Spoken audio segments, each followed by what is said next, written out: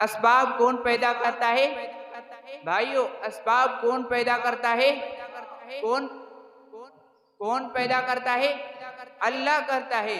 तो अब यूनुस अलैहिस्सलाम इस दरिया में थे, तो अल्लाह ताला उनको नहीं डुबा दिया, यानी उन पानी को डुबाने की ताकत थी वो क्या है, छीन ली। और छुरी की क्या है, काटने की ताकत कौन देता है? अल्लाह देता है। यानी अल्लाह ताला उसको हुक्म देगा तो उसको काटेगी। अगर अल्लाह का हुक्म नहीं हुआ, अगर तुम जितना भी जोर लगाओ लेकिन वो छुरी नहीं काटेगी। हजरत इस्माइल अलैहिस्सलातु वस्सलाम